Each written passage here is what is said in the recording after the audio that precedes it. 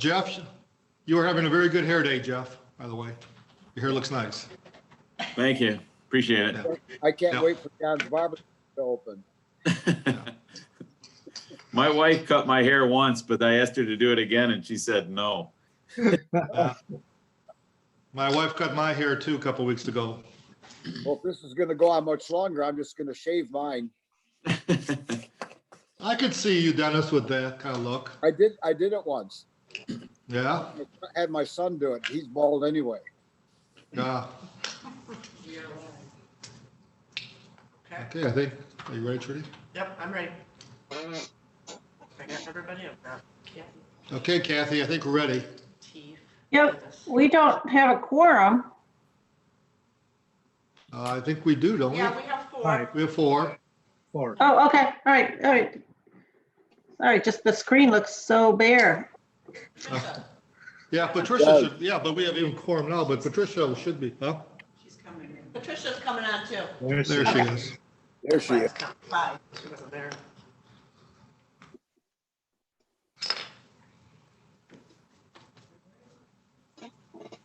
So we have 5. All right, I'm waiting for Patricia to finish her connection. There we go. Okay, you all set, Patricia? Yep. Good morning. All right, we're ready to call this regular meeting of the Leelanau County Redevelopment Brownfield Redevelopment Authority to order. We'll skip the Pledge of Allegiance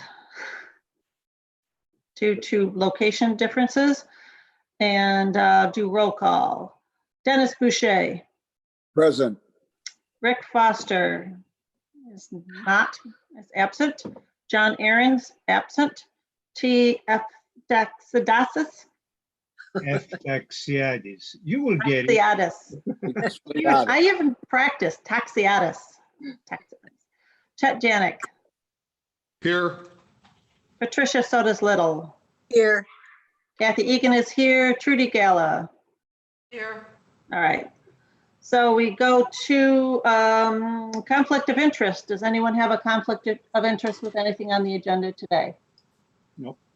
Hearing none, we move on to consideration of the April 21st minutes.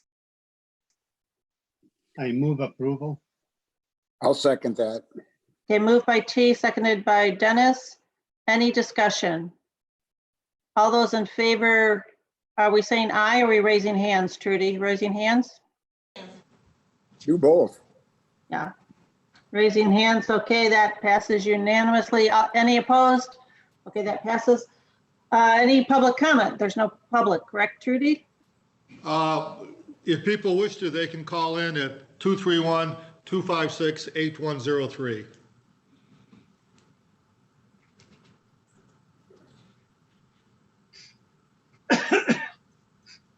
Well, And we'll the just phone is move not on. ringing. Okay, and if the phone does ring, let me know. Okay, on to director comments. None. Okay, in our consent agenda is just one item, the report, monthly report from Envirologic. Not hearing I'll any move that the- concerns. Okay, go ahead. I'll move that the consent agenda item be approved. Support. Okay, moved by Check, seconded by, support by T. Consent agenda. All those in favor, raise your hand. Hands down. Any opposed? Okay, consent agenda is approved and adopted. So our old business, we have an update on the Sugarloaf application process. I'm turning to who? Trudy, is that you? Or Yeah, I guess I'll start and Chet might jump in here as well.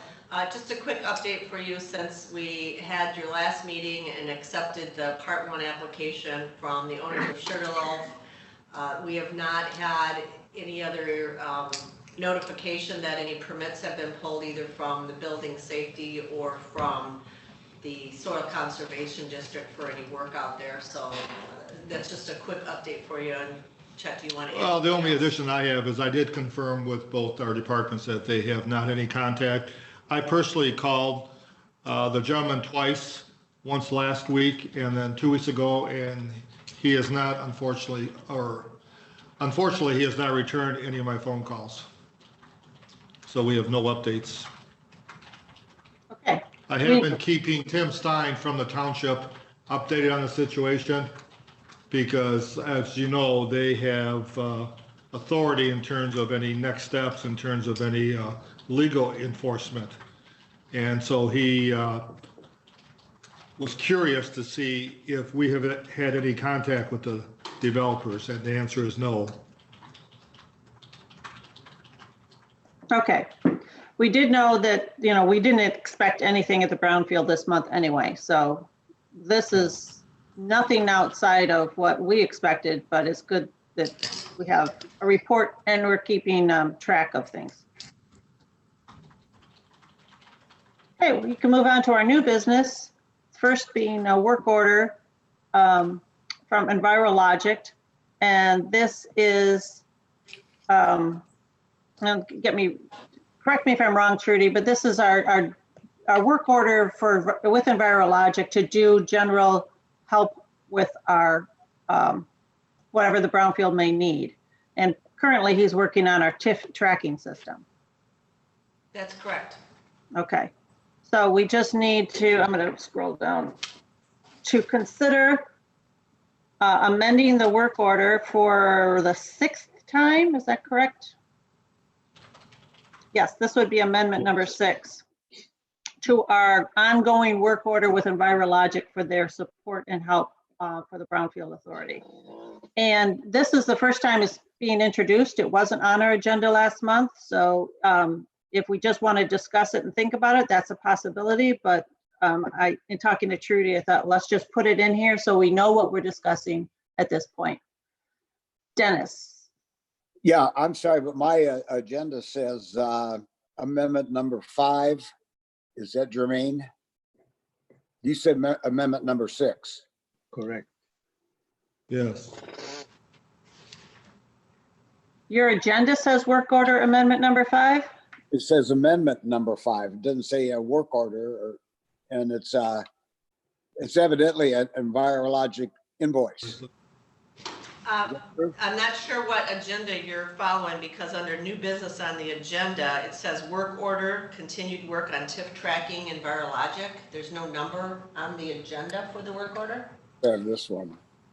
You could be looking at the invoice that they submitted for the claims and accounts, Dennis. That could be what it is. Yeah. Project General Environmental Consulting. It's some lady's cost. You should be looking on page 10. 11. 10 of your packet. I've got it right here. Okay. So at the top, scope of services, and then There's amendment down number- several lines, it says, it's underlined, says amendment number 6 dated May 19th, 2020. Okay, I was evidently referring to the invoice and not the the amendment. Okay, I'm good with that. all right. T, did you have something to say? No, I review the request. It seems reasonable to me. And if we are ready, I'm also ready to make a motion. All right, I'm going to turn it to Jeff first to see if he has any comments he wants to add.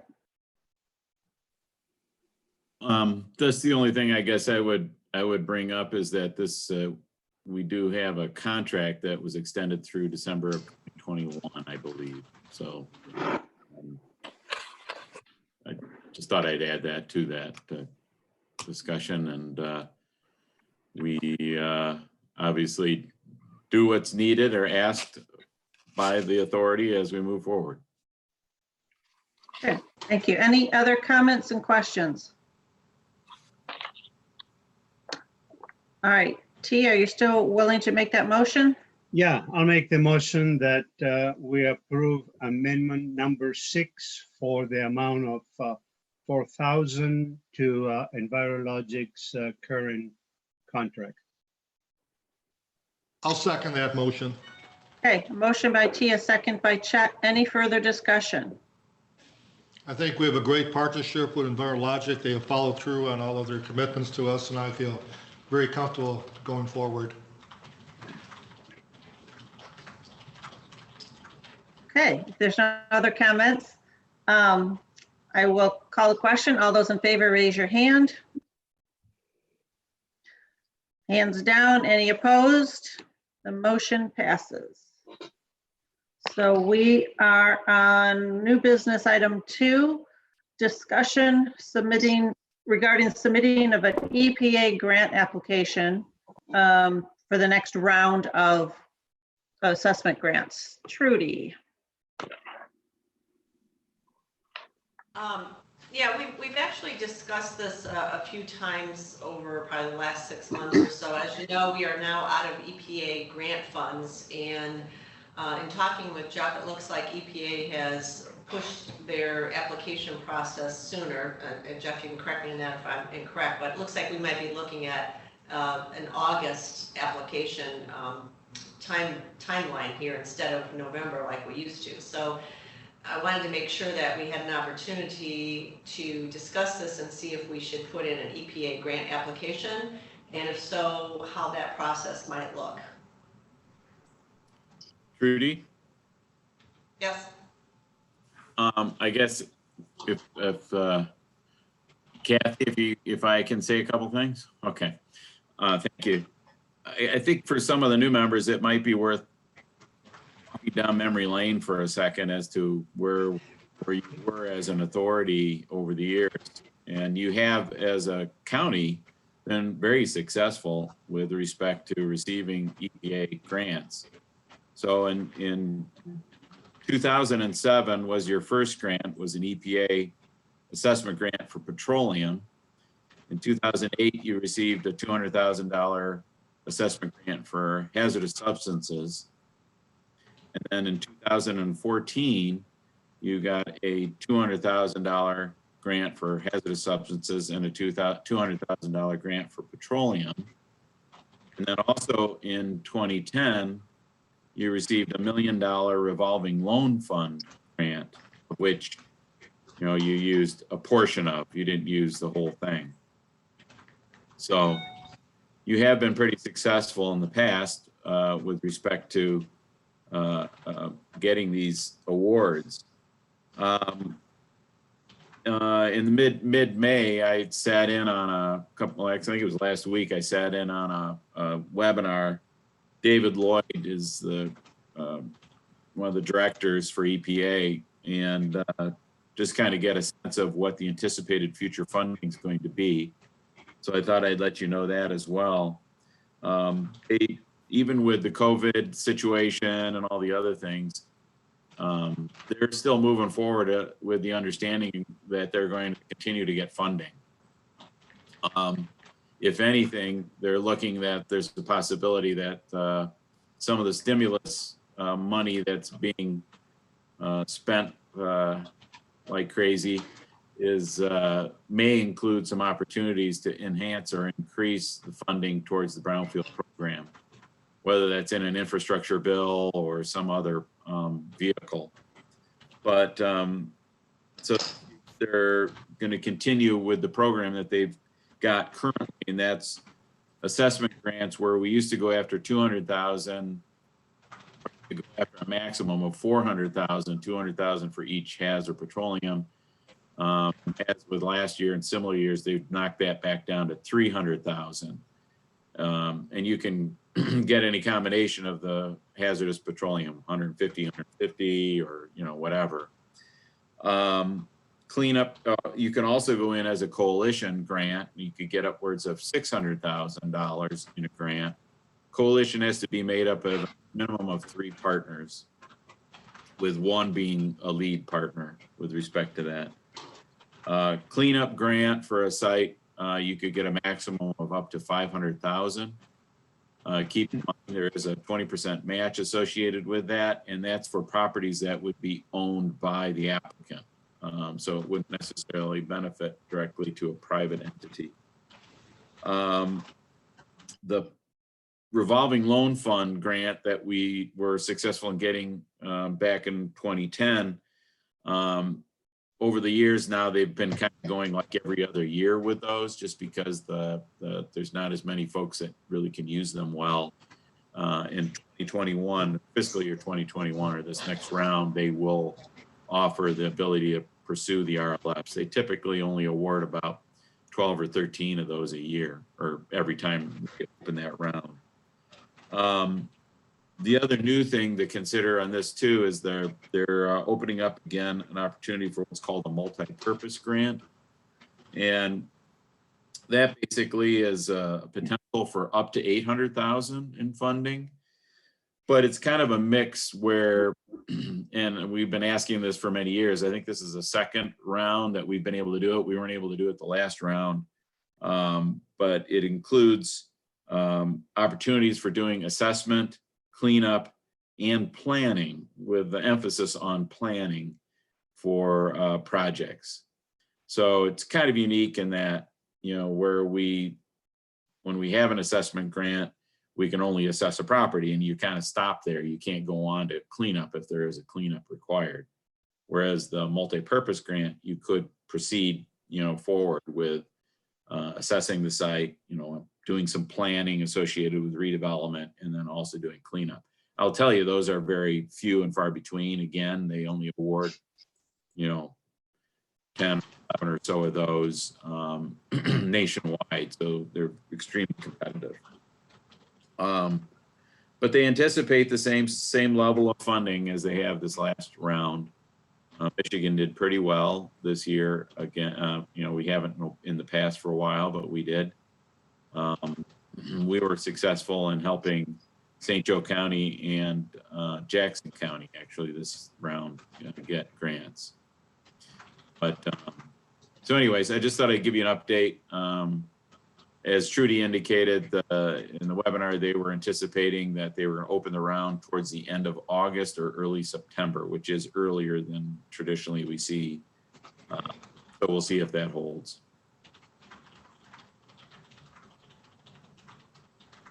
And then maybe one other thing is that if you were to apply, so if the application round came in end of August, let's say, let's make the assumption, we have 60 days typically to put the application together. And then their review process takes until May, June. They just made the announcement here, last week, 2 weeks ago, on the awards. And then once you get an award, you go through the process of completing a work plan, doing the contract, and then typically you don't receive the opportunity to really start expending funds until October 1 of that year that you're awarded.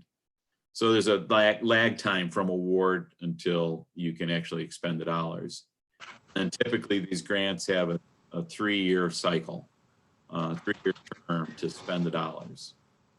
And I think, you know, T and I talked briefly about it, but I know, you know, in the past where we would look money towards inventory so we could inventory sites and try to identify what they are, that's kind of, these are so competitive that they really kind of want you to be in a position to kind of have your plans in place so you know kind of what the end game is from a standpoint of what redevelopment on the sites that may be of concern or of question.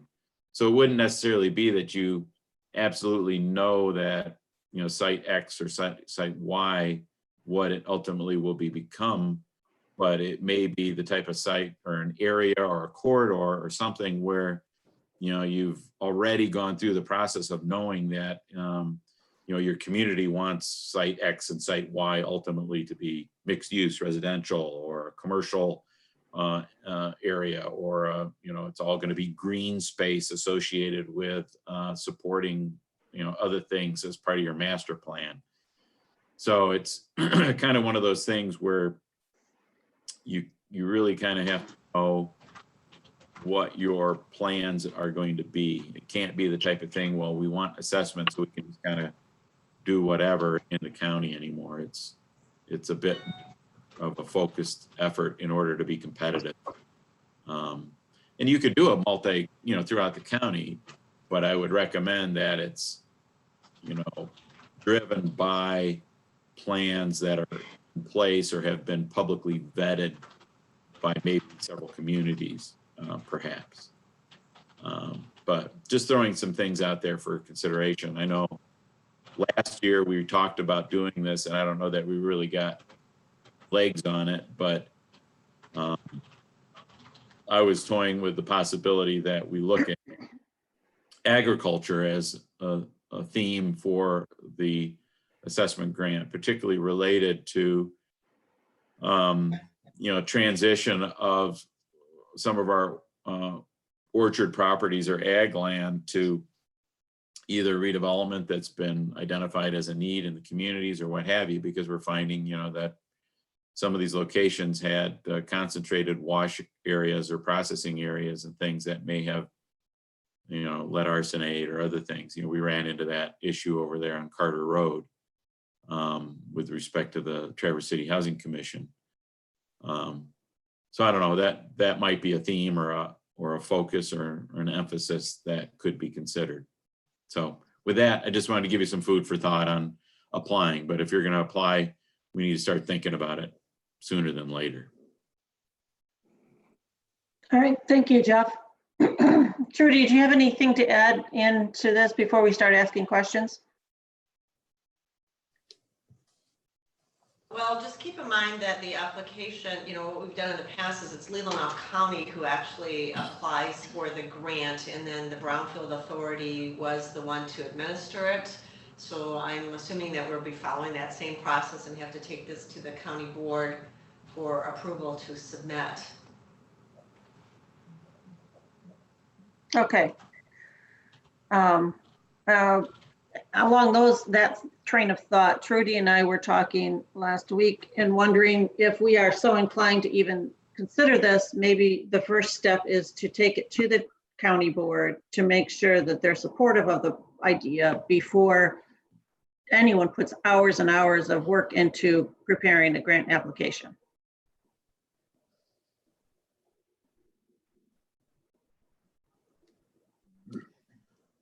That makes sense, yes. Is that something they would act on, Chet, without an application, just to? Well, I think just to request give their- you, yeah, I think as Kathy pointed out, you hate to do a lot of work and then have them say no for it. In fact, we're going forward tonight with a proposal for a grant in concept that Patricia and the LIFT team are working on. So I think you just would like a formal or informal endorsement just to proceed. Then once the grant is completed, get formal permission to submit it. Yeah, we could say, to the county board, we want to submit a grant for $300,000 and we want to focus on agricultural farmlands, or, we can be, we can tell them what we are looking at without doing the work of putting it all together. Yes. So let's discuss now if we want to do that, and if so, what type of focus are we interested in out of the options that Jeff kind of reviewed for us?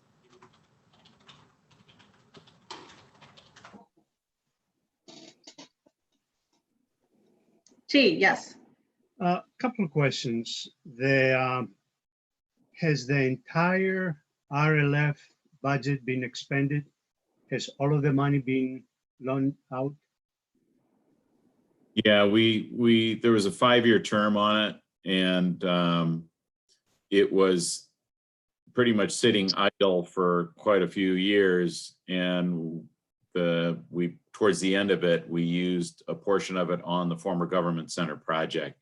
But yes, any remaining, we really never. It's kind of a it's a grant.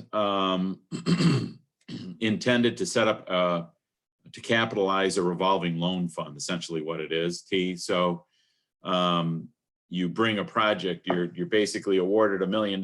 You don't get the money, but you submit work plans and so forth with the requested funds as you go.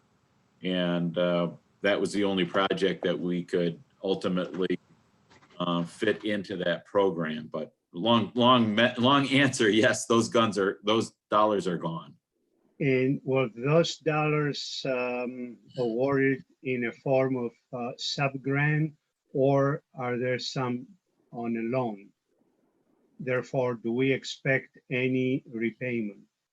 In an ideal world, the way the former government center project was set up, the intent here is to repay the 300 and some $1,000, I believe, that was used out of the RLF back to the property for future use. Keep in mind that the Brownfield plan as written, anticipated some significant investment, which hasn't really occurred yet on that property. And there's other debt associated with the Eagle loan that needs to be repaid or is being repaid.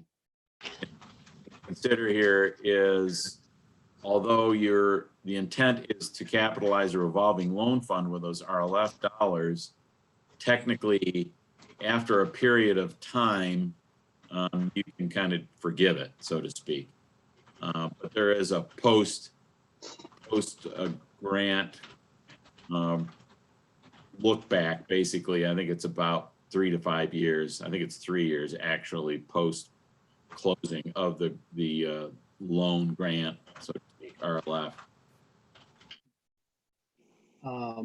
To continue, as Jeff said earlier, these grants are no longer as easy to get as it used to be even 5-10 years ago. And given the level of effort that it takes, and I don't think that has not decreased over time, right, Jeff? Yeah. Because we have to be so competitive and we have to differentiate, ourselves and the proposed use from others, around the country. So we really need to have a good project, very solid project, and reasons. And even then, the probability is going to not be too high. So as I've been thinking about, what the BRA has received in the past and what the needs really are, I tend to agree that the only avenue that I see and the only approach that I see perhaps worth the time that it would take to put it together would be to tie to some agricultural aspects within the county. But even that is going to be challenging, I believe.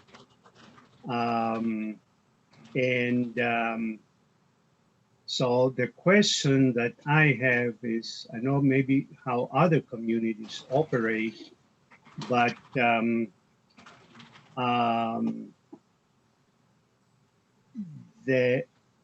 who is going to incur the cost of putting the application together, which substantial effort, and if it is Envirologic as our consultant, in the past, when grants were awarded, EPA grants, was the work assigned, or did you go out for with public procurement to execute, to do the work? All the grants were publicly procured. They had to go through the RFP. Okay, okay. So the first part of the question then is, how do we envision to do this? Who is going to do it specifically? Yeah, I think maybe even before that is, do we have a compelling project or story or ability to be competitive in this field? I think, is it worth the time? And then do we have the time? Who's going to spend the time? Do we have the funding? But do we have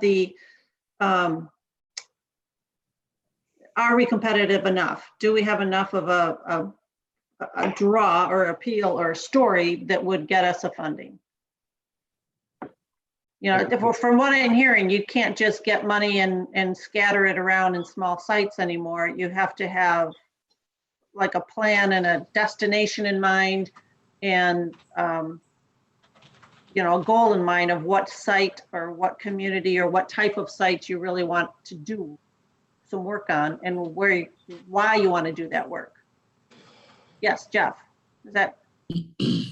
You're correct. I think the thing you need to consider is if you pursue a community-wide assessment grant, let's make the assumption that's something you would consider. By the nature of what they call it community-wide, you could still use it pretty much anywhere within the county from a standpoint of, projects as they come through the door. For the purposes, though, of the application, and developing a work plan, you obviously need to show need, and you need to, do what you mentioned, that you kind of have to really have a focus. Kind of do one of those things where we say, this is our emphasis for the grant, this is what we intend to use it for, and so forth. But, oh, by the way, if other projects come through the door, we can help those too. But for the purposes of getting yourself recognized for an award, you really need to have a strategy that, is compelling to the reviewers from a need perspective. I'll be perfectly honest with you too. I mean, from a standpoint of your demographics, they don't work well for these grants. You've had great success in the past, but from a socioeconomic perspective and so forth, having the second, I don't know if it still is, but the second highest valuation and properties in the state behind Oakland County or something like that. I mean, it's, those are the things that we're kind of dealing with here a little bit. And that information has to be included in the grant. Yeah, exactly. In the application. Right. We also, another strike against us, I would think, is that whatever we do is not going to be, the result isn't going to be a lot of jobs created. It's not like we're going to create 500 new jobs in the county. I think that's somewhat relative, though, too. Yeah. They take a look at, from a population perspective, the total population of Leelanau County is rather small, when you compare it to the other counties in, throughout the state of Michigan. So, definitely, I think they try to look at it from a standpoint of, from a rural perspective. I think that's something you look at, the rural issues. The other things that we focused on here too is the kind of the haves and have-nots. I mean, that's definitely one of the key elements here in Leelanau County is, with workforce housing, some of the other things, you do have, some wealth there, but you also have a segment of the population there that is not wealthy and, is, can kind of answer to some of those demographic concerns. But I think, sometimes a huge job number isn't necessarily as critical, I think, to EPA as returning property to reuse that is potentially either environmentally impacted or considered to be a brownfield. And that's a lot of times one of the big things they look at is the amount of acres, so to speak, and the amount of dollars that these grants can leverage. From a standpoint of investment in properties and or investment in the community. It doesn't necessarily have to be brick and mortar. It can be, green space and recreation and so on and so forth. I think one of the first questions asked, I think was by T, was who's going to do this work? And the reality is Trudy Gala. So based on our concerns and so forth, is it worth Trudy's time and effort because this would not be an easy project. I assume this would take quite a bit of work of Trudy to proceed. And we haven't heard from Trudy yet, her thoughts. So I'd like to put her on the spot and ask for her opinion. Thanks, Jeff. I think it's worth it for us to apply again for these grants. As Jeff has mentioned, we were very successful. We have our copies of our grants that we submitted, as well as comments back from EPA on the grants that were not successful. So we know what we did wrong on the ones that were not awarded. And then we have copies of successful grant applications from other communities that received awards. So I think we have enough background information. It's really about telling the story. And I like doing that. I like pulling together the information and weaving it in and out of the application to tell the story of why EPA would award money into this small county here, is because we do need it. And there are a lot of areas where, you know, our demographics show that there are a lot of have-nots in the area. Not just those who have the high property values and, you know, the high SEVs. So I'm willing to do this work. I think we have enough background information to go forward. We just need to know what we're applying for and weave that story in. And of course, all of you as Brownfield members should be in on reviewing that and giving your input as well. Kathy, Yes, Patricia. a comment first and then a couple of questions. I agree with Trudy that, in my opinion, it's worth going after. I really like the ag approach. I think a lot of the grants that we're seeing come have a heavy focus on agriculture as an area to invest. Jeff, if you can give a little bit, a few more examples of what we're thinking along that line. And then my other question is, you mentioned that even if we're focused on, say, agriculture projects, that it might be possible to fold other things in. And what I'm thinking of is, I know of a couple, one of the groups that I'm involved with are making a concerted effort to try to identify property that might potentially be brownfield. And there is one that has in Cedar that might be a possibility. Anyway, so even though it's not an ag project, would it fold in? So let me stop and just let you answer my questions. Starting with, what are some examples of what you're thinking of? Well, I know there's some areas that have done fruit processing, fruit washing stations, those types of things where they concentrated, you know, some of the effluent from cleaning, like cherries and fruit and so forth. And so then periodically what they'll do is when they do that, they, you know, wash any chemicals that may be on the fruit off, and it goes either into holding ponds or what have you, or, you know, is discharged on the ground. And that creates some interesting dynamics in groundwater and the unsaturated zone above groundwater. And some of you may or may not know that there are some areas, I know of one in particular, where they're actually doing some amendment to groundwater because, and I have to go back to my chemistry to remember all this exactly, but I believe that there's a chemical oxygen demand that creates a environment that causes naturally occurring metals to leach from soil and creates elevated levels in groundwater ultimately because of the application of the material, the water and so forth, from the fruit washing and so forth. They may do spray irrigation, or that's how they're treating their processed water. So that would be one example. The other would be like the Carter Road site with respect to, you know, areas that are, you know, no longer going to be farmed for fruit production, perhaps, that may have elevated metals in them due to the application of lead arsenate over the years. But I guess with that in mind, Patricia, I think, you know, Kathy probably and others would have a better handle on this, is that we need to look at what communities within Leelanau County are actively engaged with respect to plans for their communities. You know, what are they looking for? What are their outcomes? What do they want to do? And then we would need to see, do any of these potential properties that have some of these impacts, are they included or associated with these plans? You know, and that can be anything from, you know, land preservation, you know, related to climate change or something. I don't know. Yeah, I mean, there can be a whole thing, a whole element of things that we could be looking at in that regard. But, you know, I think we need to consider what some of the community's plans are.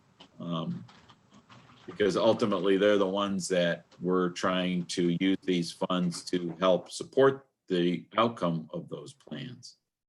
If it's just willy-nilly, you know, to clean sites up here and there, that doesn't work anymore really for applications. Okay, so what I'm hearing is that seems to be consensus, we want to continue down this path. So the next step would be to go to the county board and tell them our intentions and ask for their support. There's no commitment at this point on anybody's part, but we want to go to the county board, say, this is what we're thinking. We want to apply for EPA grant. Do we have your approval? And then we are kind of taxing Trudy with trying to weave the narrative or potential focus on in looking at community plans and what they hope to do. Trudy is also, as the county planner, has the most insight as to what communities are in the best position with their plans to have a vision for the future. So I mean, I'm as we have in the past, EnviroLogic is willing to help Trudy with this effort. You know, in the past, we've not charged me for that, actually. You know, and I guess the other thing I would look at too is that, you know, I think I see three things that I would consider doing right off the bat. One would be revisiting and possibly even meeting with Eagle representatives and looking at our Part 213 and Part 201 list to see how has that changed, if any. Have we addressed some of the sites that were on that list in the past? And perhaps Eagle may even have some sites that they are concerned about or have some knowledge about that we can add to that list to just kind of get a better handle on how that fits in with our narrative, particularly related to other communities.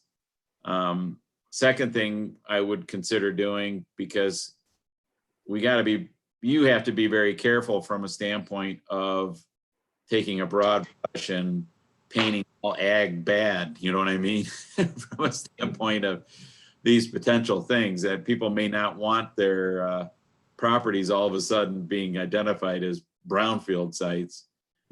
So I'm thinking that, you know, it may be prudent for us to sit down with, trying to remember, is it Nikki at the Northwest, the Hort Center, yes. Yeah, the Hort Center, thank you. And just kind of talk about that with them to see, you know, maybe they have some initiatives that could be supported by a grant like this based on some of their best practices and so forth related to that. And then I think the third thing in my mind would be to really work with Trudy from a standpoint of identifying, you know, what communities seem to be active with respect to their planning work that they're doing to try to figure out, you know, are they, you know, trying to create a different community or make changes or whatever, and how would that fit in with any narrative that we're thinking about. But those are kind of three things that I think would be important to try to consider, to at least see if we can't knit together a narrative that would work for an application. Well, let me suggest this. The next board meeting is June 9th. Our next board meeting is June 16th. Trudy can come to the board on June 9th, even though it's executive, give them the concept of potential applying, getting the feedback from the board, then she can report back to us on the 16th. And that way we can come up with a firm plan. And that gives Trudy and Jeff a month to come up with some concepts and some ideas that we can discuss at our June 16th meeting. Does that make sense? Trudy? Yes, yes. Because there's That nothing we makes- need to decide right now. It seems like Right. there's discussion to at least go forward and keep dialogue and keep exploring the option. So this will give us 4 weeks for Trudy and Jeff and everyone else to think about it. And then on the 16th, we'll have firm feedback from our board on how to proceed or not to proceed. If they say proceed, then we can go into specifics. I like that approach. It gives us time to think about it. It doesn't commit us to anything. And also along the lines of the concept and the story to pursue. Trudy, I'd like to hear back on your ability to do the application or work in combination with working with Jeff or Gabriel or someone, or, you know, what specifically does it entail? I would want more information before we assign you, you know, hey, write a grant for us, because we know that it's not an easy task and it's on top of everything that you have already going. So does anyone else have any more comments on this at this point? T.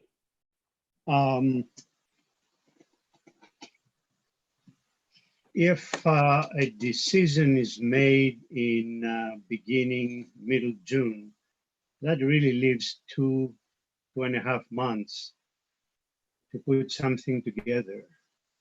So I have 2 questions. First, for Trudy, is that enough time?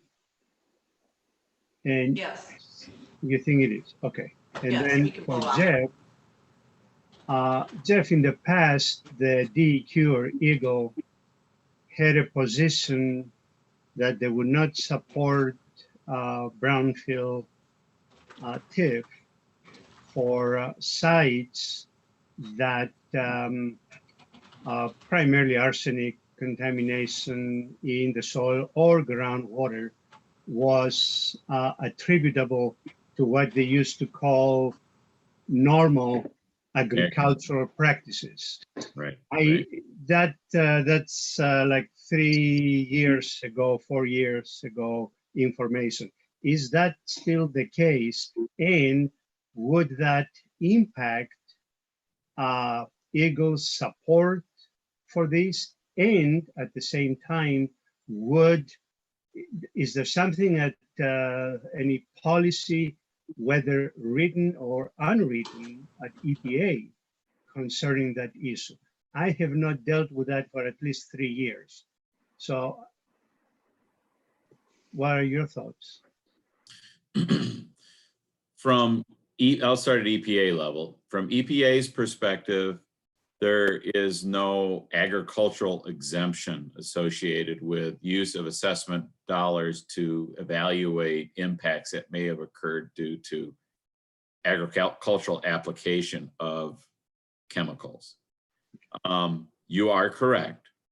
Under Part 201 of PA 451, the Natural Resource Protection Act here in the state of Michigan, there is an exemption, so to speak, related to what would be considered a release under Part 201 related to the normal application or at normal agronomic rates associated with these agricultural chemicals that would prevent a site potentially from being considered a facility.